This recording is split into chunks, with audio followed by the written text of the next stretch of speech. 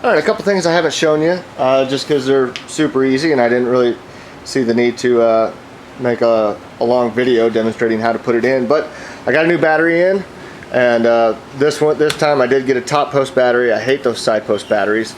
So I also got the corresponding brand new battery wires going right down there to the starter solenoid, and then going down here to the engine block, and then a little jumper wire going over here to ground out the chassis. So anything that's connected to the chassis, like the rear brake lights, those are grounded. And then up here, just this one wire I got going over here to my circuit breaker for my electric fan.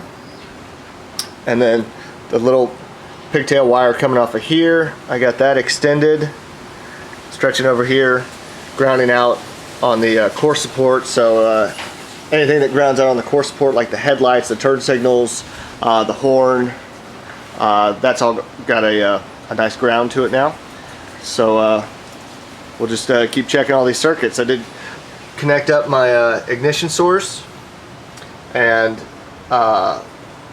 my choke, the electric choke, got that hooked up, and we'll test and see if that works. That never worked. I always had it set wide open, so I'm really curious to see if my electric choke works on this truck. So we'll go and we'll test a few more circuits. Alright, so when I got this truck, the choke didn't work, and basically what the problem was is I wasn't getting 12 volts over here to the little coil of the little spring coil in there. And that's basically how an electric choke works. There's a little coil, and as that coil heats up, it expands and it loosens and it opens this little butterfly valve. So that's the circuit that I want to test now. It didn't work before, so basically I've gone in and I've reset it, because when it didn't work, I set the choke to full-time open, and but now I've gone in and reset it. Typically you want, down here in the bottom, you want about 1/8 of an inch. You don't want this choke plate fully slammed closed like that. You want about 1/8 of an inch between the side of the bowl and the little butterfly valve. So let me go turn the ignition on, and I'm not going to start the truck.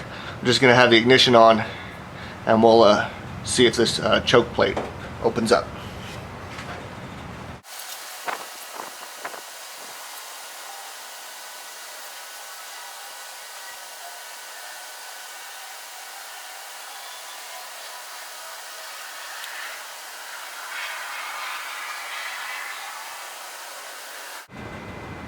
Alright, well that's about it.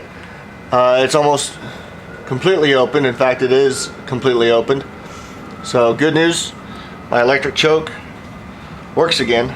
So now I'll just leave it set like that, and hopefully I won't have to use starting fluid when it's real cold outside, or even when it's kind of warm outside. I still have to use starting fluid. So the electric choke works, so that's good. And we'll move on to some more circuits.